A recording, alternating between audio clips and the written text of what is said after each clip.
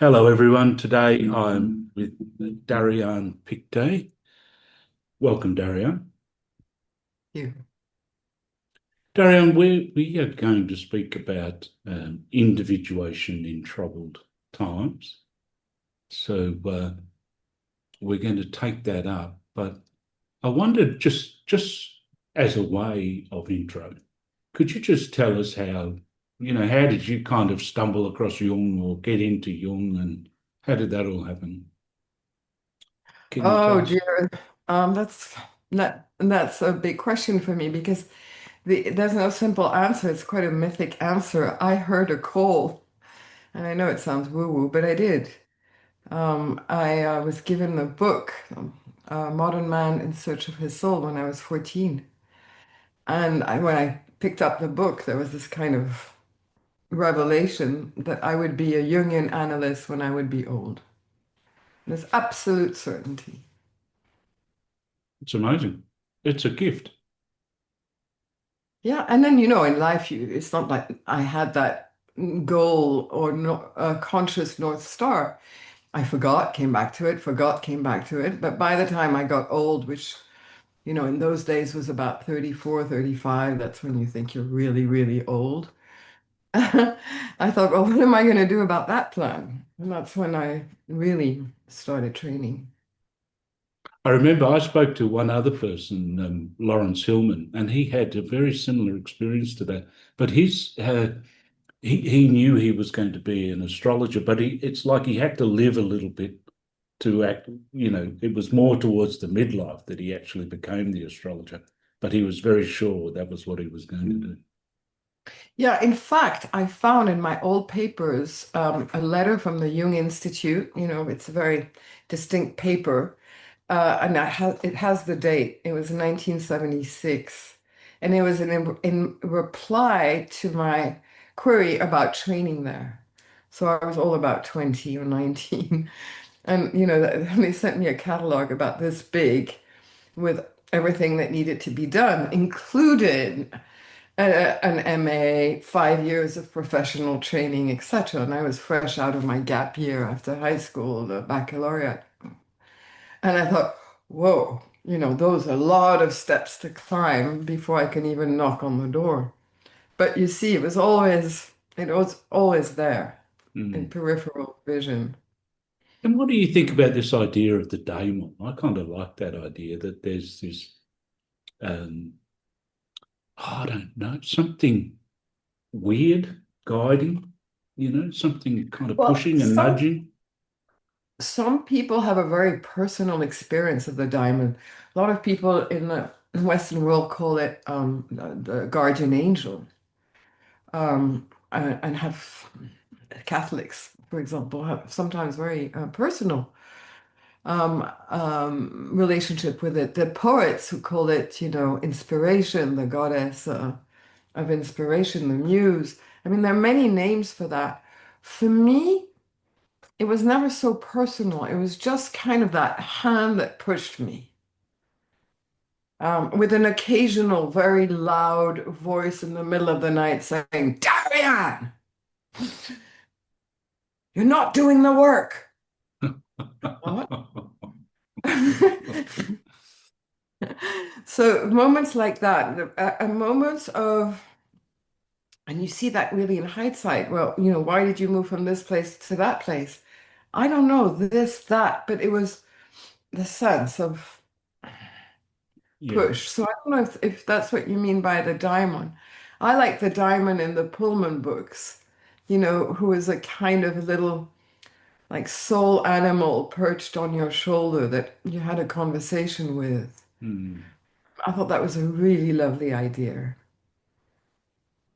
Do you And so, remember the? no, I don't know that. I'm not aware of that. Okay. It's Pullman, his Dark Material. Mm. It's a trilogy of books, and they made movies out of it. It's got very, very nice motif of the diamond there. Mm. And before we dive in, just tell us, where did you travel to? You spent some time in London, didn't you? A long 30 time. years, over 30 years. Wow. Wow. Yeah, most of my professional life was in London. Wow. That's where I trained mostly, and that's where I had my office, practice, teachings. Yeah, I love England. And In fact, I did most of my studies in English, although I'm French speaking technically. was that difficult for you in the beginning, or um, Not really. you learned English at school and all that as well, so you kind of Yeah, a bad English, but by the time I hit university, I was in New York. You just had to get on with it. You know, there were important papers to write, and you couldn't just hide behind language. mm, And at that age, I think we're so malleable. mm, It didn't feel that hard. mm. So I stumbled. And what do Mm. you like about England? What Okay, the first thing that comes to mind is the countryside, that relationship to nature. I think that's what woke up in me then. mm, Having first a little terrace with a couple of pots, and then a little back garden, and a bigger garden, and just this thing of being out in the country at the weekends. Everybody does it. You go walking in the rain, which, was an opus contra naturam for me because I never imagined myself as somebody who'd wear wellies and go walking in the rain. But yeah, when in England, do like the English, and I love that. Love it. I miss it. When I see these programs on the English countryside or something, I get quite weepy. mm, Again, it's a relationship to beauty, and beauty opens up transcendence. It's always beauty's complicated. mm. Beauty's hard to hold. And a different kind of beauty from Switzerland because the mountainous Complete. beauty of Switzerland, and then England's got that kind of And then Scotland, Scotland was like a major shock for me. mm, Shock and recognition, as if. And then it's funny because when I did a DNA test, I had a lot of Scottish in me. But that first morning in Scotland, when I opened the windows, I just thought I'm home are in you such tight? a Are you tight deep with money? way. What? Are you tight with money? No, sorry, that was a I joke. know the value of, but I think that's a stereotype. Um, yeah, oh, well, that's good. And what about the US? How long did you stay in the US for? 5 years I did my studies at Columbia University, which was amazing. And how did that And change so, you? well, it's the first time I noticed that perhaps I had a brain. I just thought, or I never thought of myself as intelligent or particular. I love to read, but that's all. But then I got these good marks continuously, and I was so stimulated, and I loved the teachers, and I'd go and speak to them afterwards, and something in me became really alive, and I met amazing teachers. I mean, I even heard Joseph Campbell lecture. I heard, incredible people lecture. Hmm. Elaine Pagels, she just started translating the Gnostic Gospels. I mean, it was just such a vibrant time, and also a fun time to be in New York. It was the tail end of the Good learning in the psychology. US, isn't there? There's good teaching, Hmm? there's always good learning and teaching in the US. Like even in the Jungian world, I think the universities in Australia are still a bit standoffish with Jung, and psychology departments can be a little bit, still rats and stats or whatever. Whereas in the US, there's always so much good learning that goes on about Oh, a no, no, topic. not in my time. I ran out of the psychology department screaming. It was all experimental, it was all rats. And so I did not major in psychology. Couldn't do Mm. it. Not at all. But there were so many other interesting psychological things to do, which in those days, or in this particular university, was called the Department of Religion. So you studied myth, you studied literature, you studied art, you studied, Otto and Zimmer and William James, and they were all psychological. And then you compared Freud and Jung and read short stories and had to interpret them one way or the other. I mean, it was all Jungian, so to speak, but no, there were no courses on Jung at all. Mm. No. Literature. literature and sacred texts. Mm. All the sacred texts from all the different religions. So getting on to like it's Jung 101, isn't it? Individuation, but it's also it's the beginning and the end. I was about to say Individuation. it's not Jung 101, but yes, maybe the call to individuate is 101.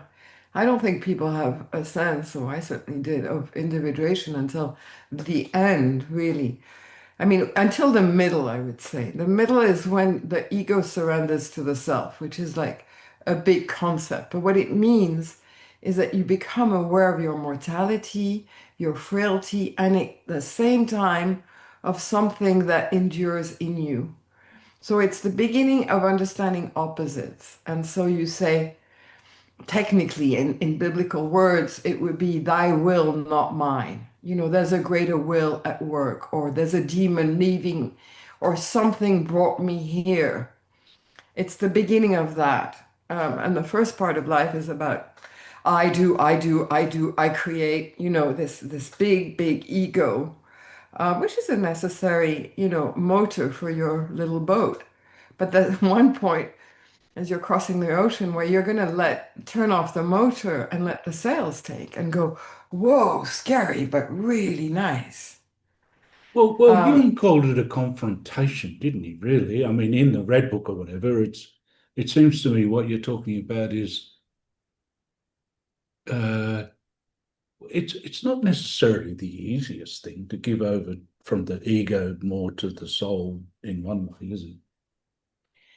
no, it's not easy, but as Jung would say, you either go willing or you're dragged into it. I mean, an interesting life that doesn't encompass that, is it a good life? I don't think so. If you manage to surf and not have this great confrontation, then I think you might sidestep something about who we are. Yeah, So absolutely. some people have the grace of going willing and say, they don't have a big ego to start with or don't need a big ego to start with. And people who are in the spiritual life, for example, they're quite happy to hand over control over their lives. But in the Western world, we don't like that at all. It's very scary. Mm, And it's never complete surrender. I mean, careful. You still have to be there and navigate. mm. And would you say your idea has changed over time? You know, uh, do you have different angles in on individuation now than you had then, or what I'm thinking of is, for example, sometimes I find alchemy can speak to me in a very different way, which just sort of came later, Alchemy? Yeah, alchemy, yeah. Or so sometimes and I don't know, let's say with Jung, that's something that opened up with him, it seems, doesn't it? It's like he had that dream of being down in the basement with all those old books or whatever, and that phase opened up for him in life or whatever. So phases can open up. You know what I mean? Have, have you had that? Well, yes, there are constant openings, there are constant possibilities life offers. It's whether you're going to take it up, and take it up seriously. And I always say seriously, seriously, but with a smile, because the business of becoming conscious is a serious business, but you can't become serious about it because it's also about lightness. So it's always the sense of paradox. So individuation, fascinated me as a theoretical concept when I was reading Jung, but it's only when it starts to embody that it becomes interesting. When you start to realize that you're being led, that you have a demon, that you don't choose everything, even though you think you choose, and it doesn't really matter that you haven't really chosen, and that there's some freedom in letting go. So they're just developments of life, and that may change the definition of individuation. In the Red Book, Jung was 37. He was at the apex of his strength as a man, as a teacher, as a doctor, as a psychiatrist, and he said, he courted life and success and got it, and then one day woke up feeling empty. And that was his great call. He said, "My soul, where are you? Here I am, and I'm empty inside." And it was a tragedy for him and the beginning of everything in a sense. But it's a terrible moment. Whereas I remember feeling empty from day one almost. It was more like, how can I fill this? And I've no idea, and the world is not offering me anything that is feeding me, except, as I said, books as a young thing. And then at uni, the subjects and the teachers, and suddenly, yes, I started to feel like I was being nourished in that soulful way, not just, even if it was intellectual, but not only intellectually. And then you have that nourishing at the second part of life, which is the letting go. It's the garden. It's stopping, slowing down, seeing beauty, reading poetry, being entranced by mystery, thinking, I don't understand this. How wonderful. It's wonderful that I don't understand. And then you want to understand, and it takes you further. And it's a very, very different type of relationship to self and other. At least for me, it's quieter, it's less intense, and yet very intense. Dariane, just for 1 second, I just need to pause because of a couple of things. So I'm going to pause and then I'm going to start again. Yes. So Dariane, can we go into this mystery? I don't know. It seems that some of those, the Jungian jargon, isn't it, is a big experience. One maybe has some big dreams or big experiences sometimes. And that whole idea of the mysterium, tremendum, fascinans, is that how you say? At What, fascinans, yeah. what's that all about? I My mean, Latin, your Latin, who knows? We don't know how to pronounce Latin. right. But what is it? What,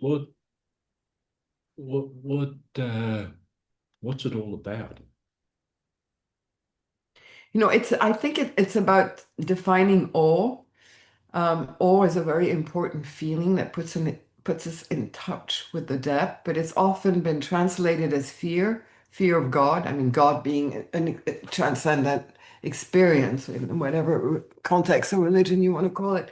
But the experience of awe is when you have this little prickle in the back of your neck, you have goosebumps on your arms, you're called to attention in a very physical way.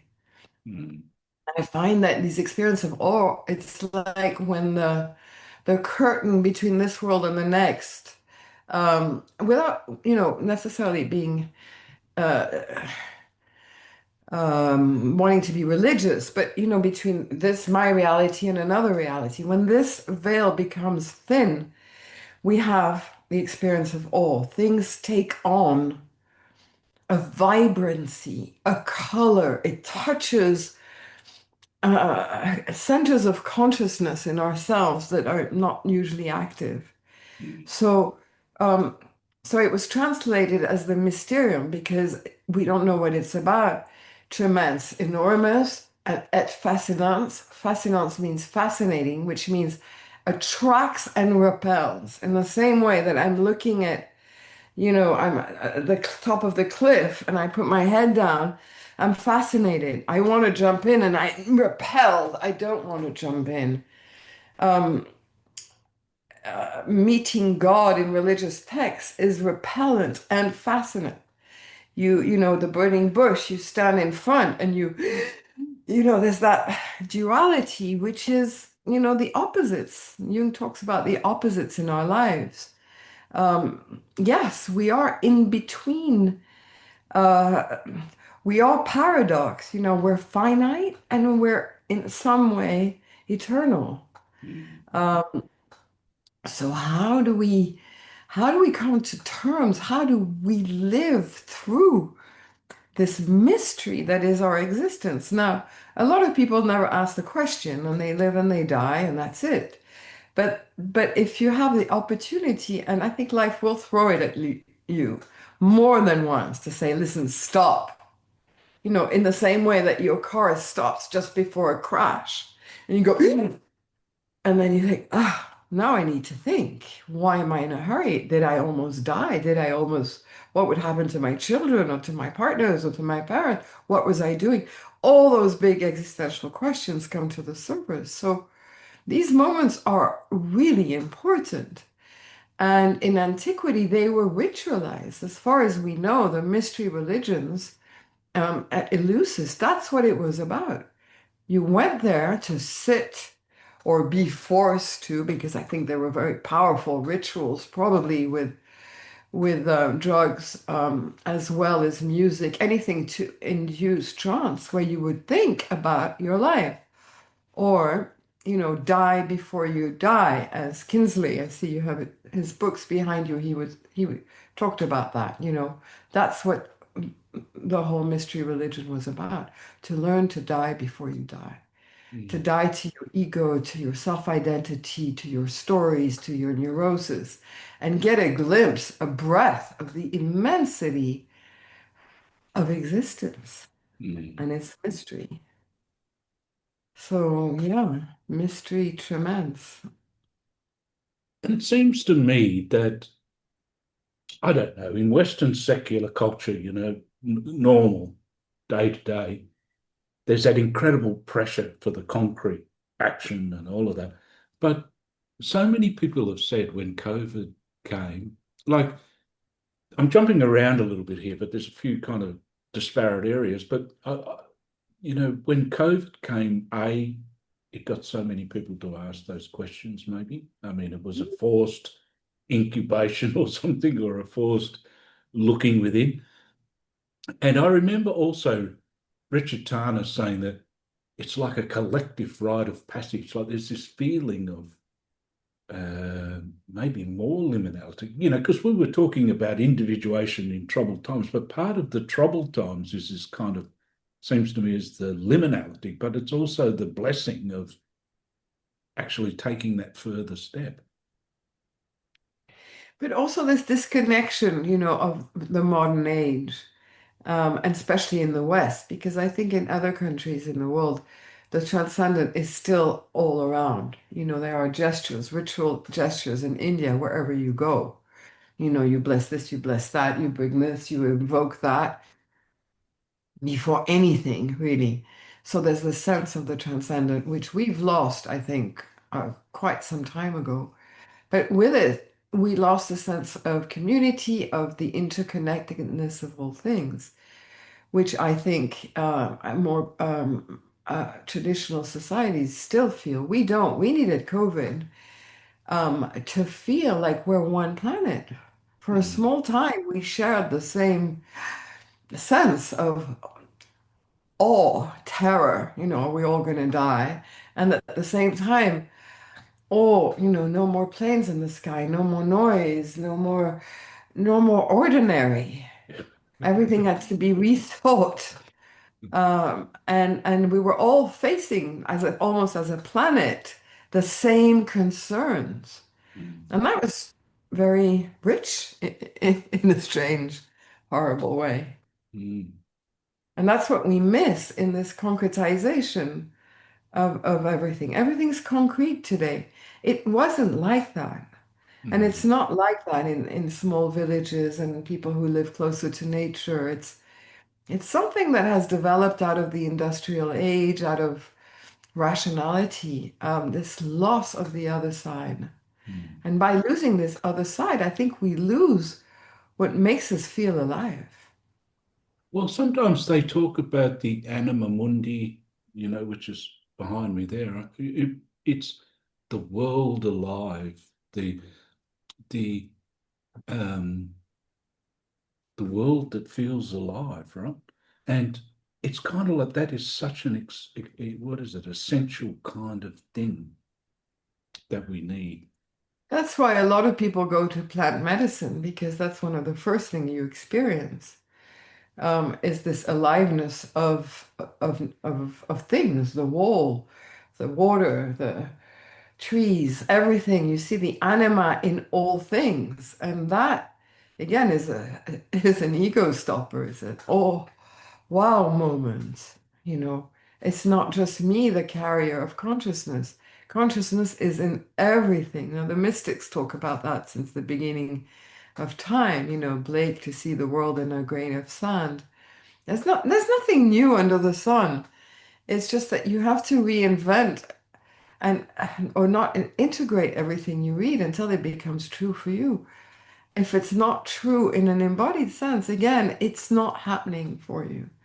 You know, you can take off in the fiction of other people's religious experiences, but if it hasn't happened to you, it hasn't happened. Mm. If change hasn't happened in you, it hasn't happened. If change hasn't happened with your client, you can sit there and say, but you could change. It hasn't happened. And Th- mm, There's a few things I'd like to ask you about. Is I notice in your essay on Jung and the Red Book for Our Time, the movements of the soul, that, and I put a little bit on Substack, but it was a little too long to put the whole of the essay, right? But then you go into the stages of anima development. What I'm trying to get at is Anima Mundi and anima, the development of anima. well, What would it's you the say about development of those? the awareness of the anima mundi.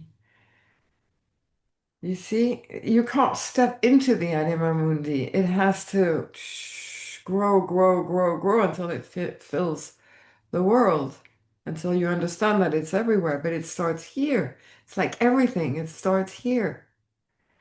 So that's why we talk about the development of the anima, because that's that's your way to the anima mundi. Sometimes they call the anima like a bridge, don't they? Like you were talking about the two worlds, or like a bridge between the two. Yeah, I think Is it? Jung would talk about the anima as connecting the inner and the outer, the upper and the lower, the inner and the outer.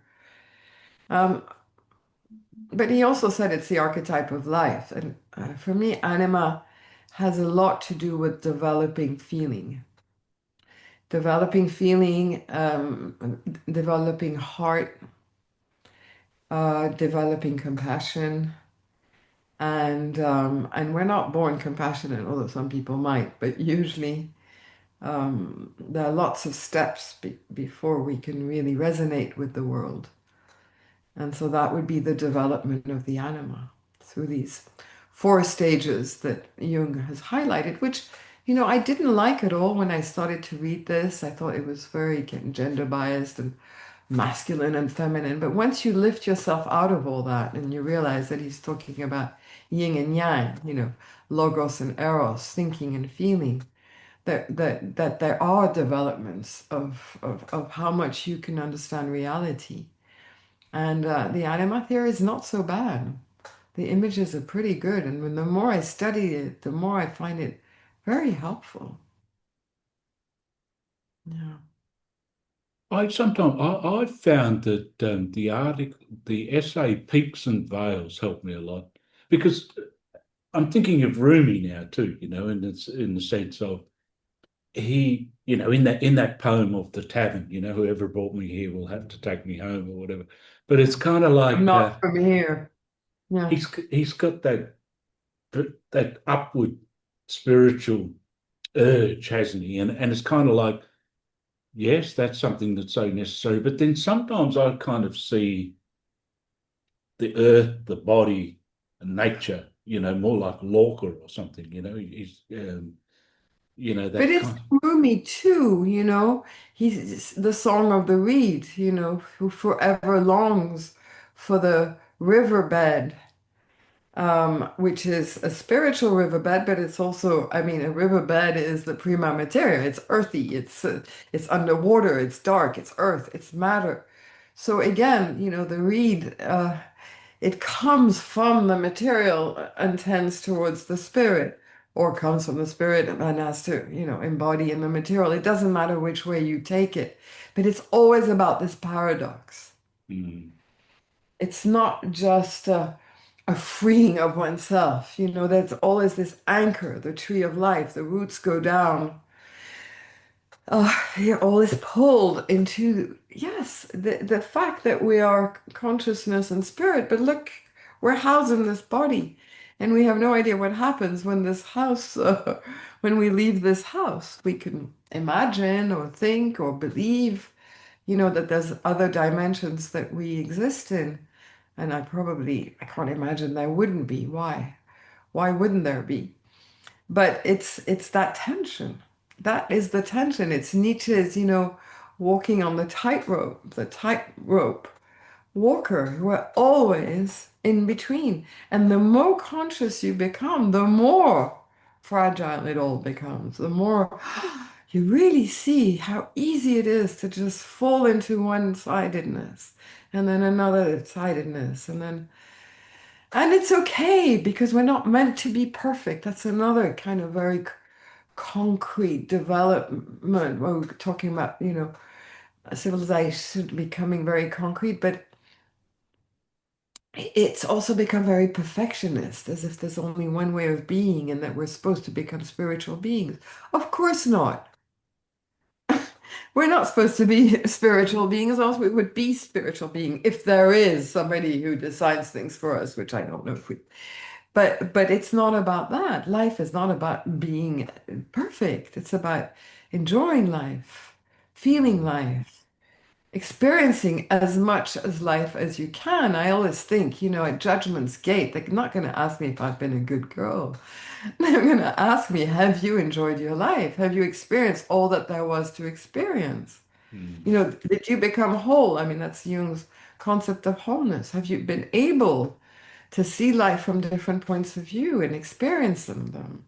And Experience I know all. you've had a bit to do with Marion Woodman, and it seems to me that she, well, of course, there was addiction to perfection, right? But it seems like, I might have said not so long ago somewhere, it's like anyone that's ever tried to write something, you have that perfectionist or the inner critic or something like that. Yeah.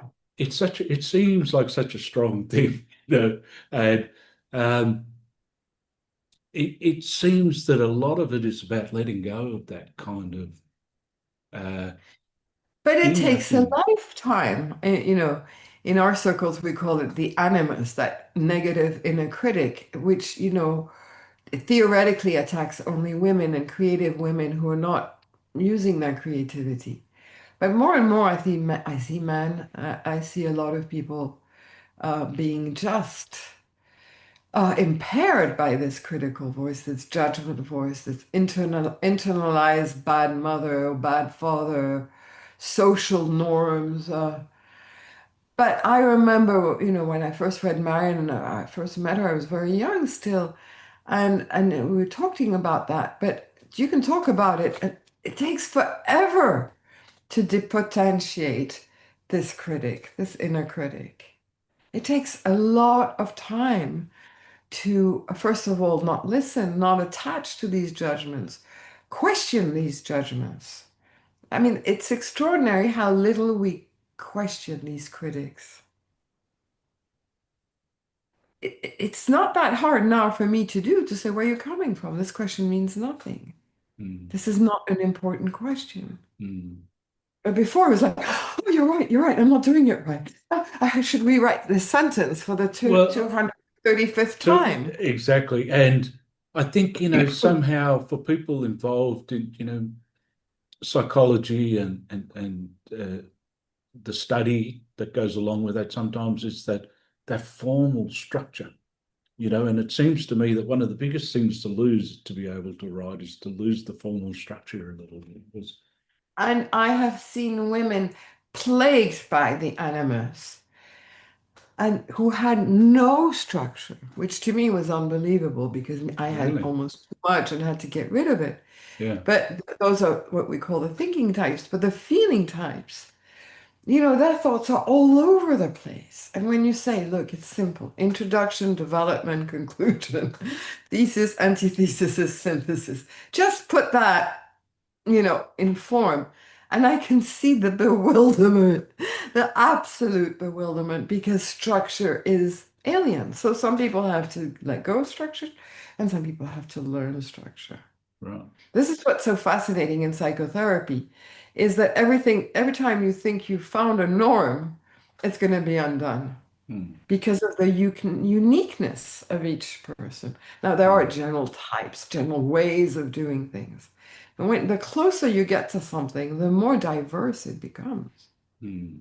Self, inner or outer, whether it's in nature, the closer you get to the nucleus of a flower, but everything becomes, you see this immense complexity until there is nothing but space, because I think at subatomic level, you look, you look, you look, you look, you look, and then it opens, opens, opens, and then an atom is as wide and expansive, expanded as, the night sky. Mm. That's Have you William Blake again. Yeah. You just went all Blakey on us. Well, it's the universe. The metaphors of astronomy fascinate me. I was lucky enough to take a year of astronomy at Columbia with an immense teacher, Dr. Jastrow, who really gave us all a year, even if we weren't that good in maths, we could follow. And we went from big man to Homo sapiens. But I see those metaphors are extraordinary. The Big Bang, you're talking about all, the beginning or the end, the apocalypse or the birth. It's all in that metaphor, the explosion, and at the end there's supposed to be either compression back and then another expansion. And then you have the Kali Yuga, the sense of the universe being eternally formed and unformed in the same way that these things are formed and unformed inside of us. So yes. Um, I find a lot of awe in looking at life outside the universe as it is. Mm. Beauty of it, the precision of it. And Darian, I know you've, tying this in with individuation, I know you've had time in the East and Yes. you've been influenced by the East. So what's that done for you? What did that open up for you?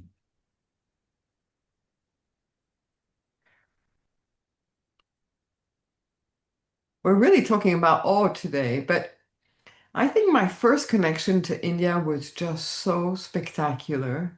Um, we landed in Mumbai, and in those days there was a highway between the airport and the center of the city. And I was in this little mini camp with my sister. And then all of a sudden, there's this orange ball, the biggest orange ball I've ever seen in my life, just rising in front of us. So just that is just the color, spectacular. And then along the road, there was this kind of forums. And as the light came, I started to notice that there were people sleeping, millions of people along this road, people next to people next to people. Now I'm looking at that, coming out of Switzerland, it's pretty unusual.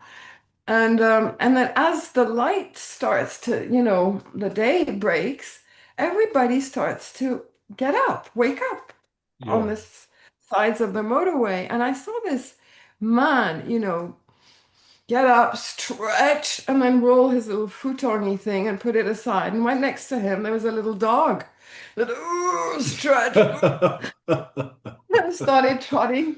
And I just went, okay, the day begins. When you were talking then, I was Suspense. thinking of participation mystique, in the sense of my experience of India as well is that it throws you into that human community on such a big level. The dawn is so powerful, and all the people waking, and you're a part of it, so you're there. You know. You're there. You just put it into words for me. There was a communitas. It was me watching him waking up, the dog waking up. Everything wakes up. This big sun is rising, which is extraordinarily beautiful. And we don't have to pathologize any of it. mm, That's what I got in my first half an hour in India. mm, Don't pathologize.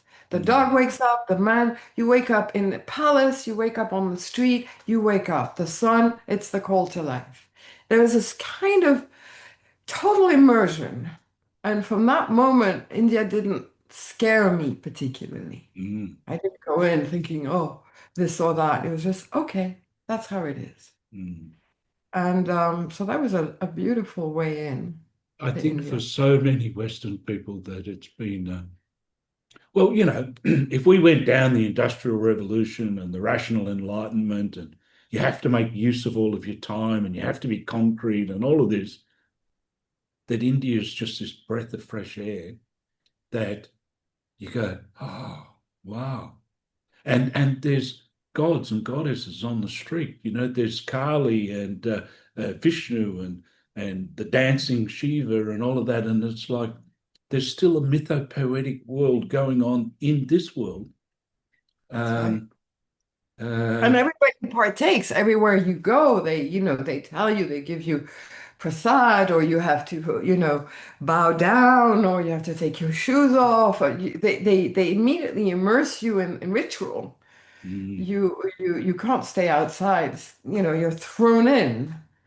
And whether you believe or don't believe, it doesn't matter. You can see everybody else is believing and not believing. yeah, yeah, Because the Indians, they play also with their gods. They're there and they're not there. You invoke them when you mm, need them, and you don't, you ignore them.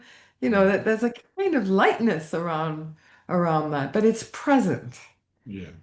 And here it's darker, I find, the West in that sense. I think there was a Frenchman as well, Gaston Bachelard, when he's talking about the poetics of reverie. I kind of sometimes think, wow, if you're born in the West, maybe you had a bit of a dreamer thing going on, and you kind of think there's something a bit wrong about that. You kind of hide it a bit while you're at university or something. It's kind of like you shouldn't have that dreamer side. I'm talking about me now, right? But it's kind of like that thing of reverie, of allowing that into your life. It seems to me makes life very much more spacious. Spacious is such a beautiful word.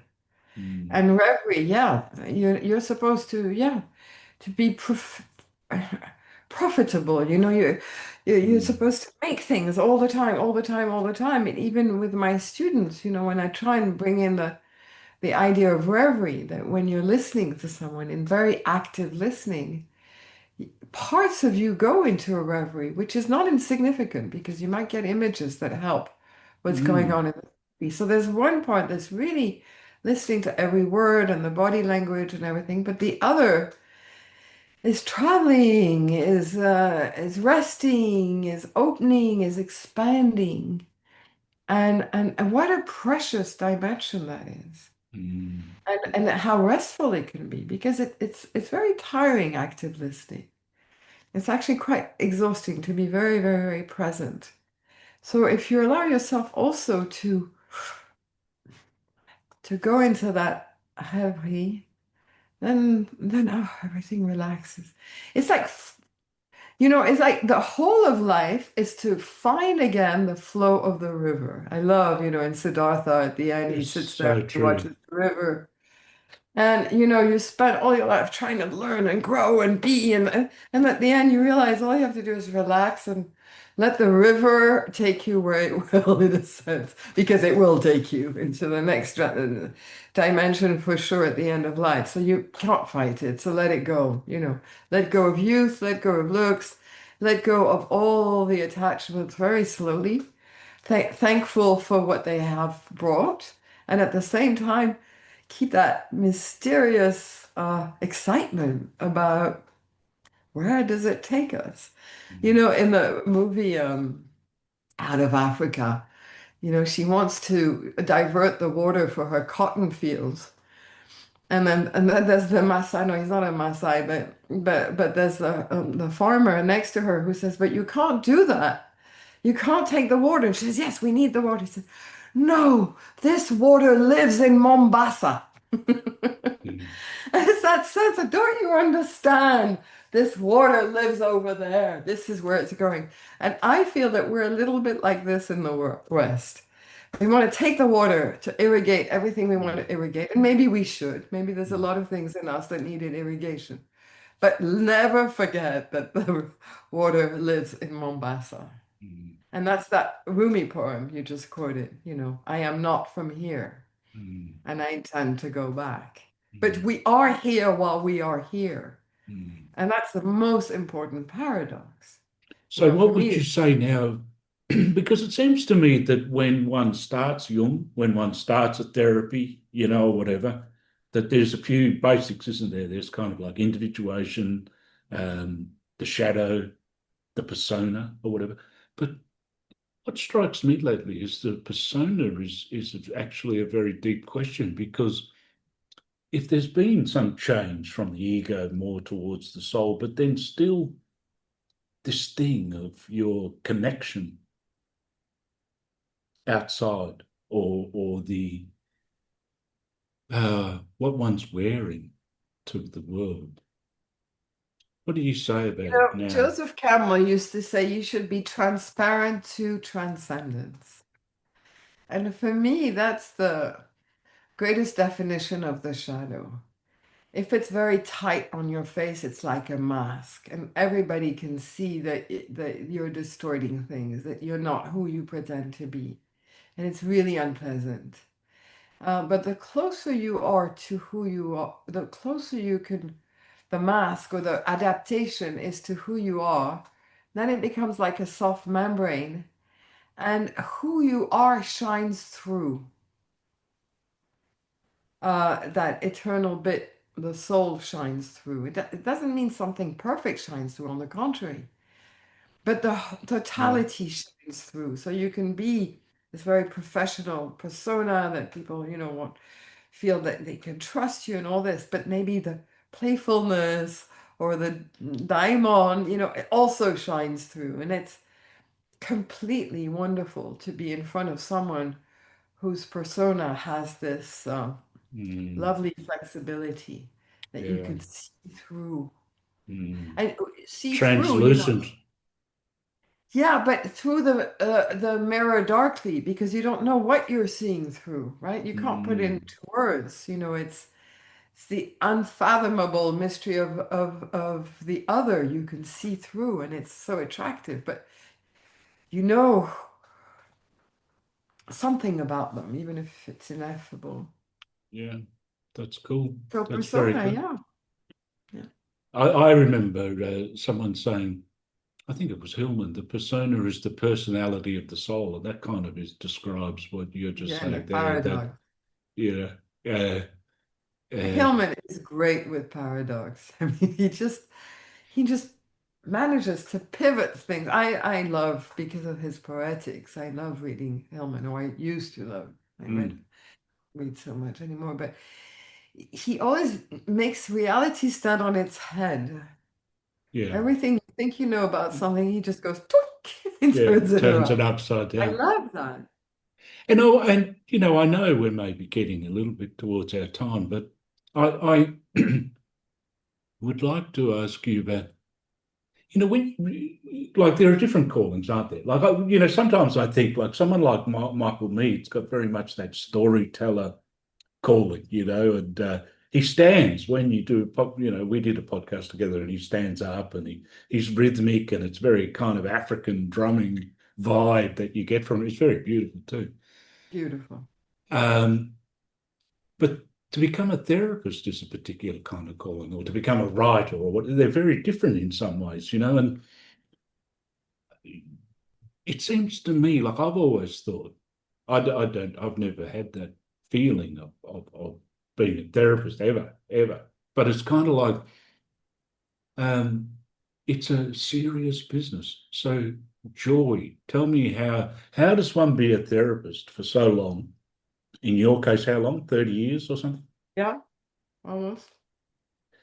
Because you become a little bit of an expert at the pathological and the uh, what is it, the errancies that you see, maybe. So, where does this kind of Indian joy and therapy, how do you marry them?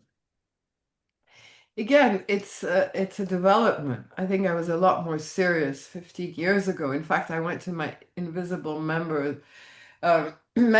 She does these incredible. She'll sew up any hole on your sweater, and I hadn't been there for like 6 years. And I walk in, and she says, "Oh my God, you look so much younger."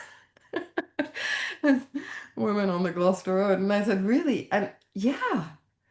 I was carrying the world as a young therapist in the first, let's say, 10, 15 years. Yeah, because you Then could I so met easily Rumi. say the wrong thing to someone, couldn't you? Or this or that, or by It's not mistakes. that. It's just that it's not that we all make mistakes and you have to get over that.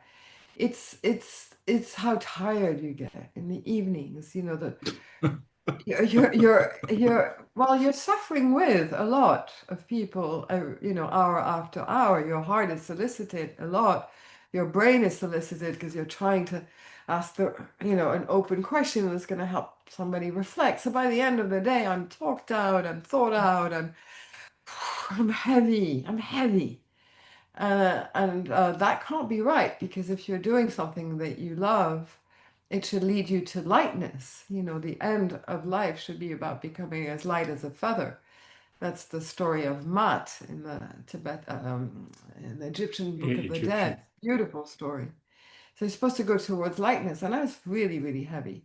But then life threw a big wobbly at me, and then Rumi arrived, and um, and then nature and joy started to become interesting. Mm. And I used to court darkness, Irish Kagal, let's go there. And now I'm courting light. So when there's a choice in my personal life, I try to go with what feels good today, That's with what nice. animates life, which brings beauty, which brings stillness, which brings peace. And Whereas and before, my intensity was about let's yeah, unravel all that is yeah, dark. yeah, yeah. It can seem it's kind of like I remember when I first went to India, up in Rajasthan in the mountains, and Westerners would come along to meditate and be so serious about it. Like I know that there was a meditation that started early in the morning, and sometimes if someone was late, 5 minutes late or something, it was like it was the most horrific thing that ever happened. And I think a lot of my sense was a lot of the Indian people around were quite amazed by this seriousness, in the sense that uh, it was heavy. But I also like what you're saying in the sense of how the light comes out of the dark, that it's somehow there's something that seems good about that too, because that seems kind of real to me. There's a light that comes before the dark sometimes, which is one thing, but there's another light and playfulness, maybe, let's say. All of it. For me, the big cosmic joke, I mean, when I realized uh, that nothing matters and everything matters, when I had that really very powerful insight about that, now I can see that they're both true. They're both true. The darkness is absolute, and you can see it in the visible world outside today. These are troubled times and they are fascinating.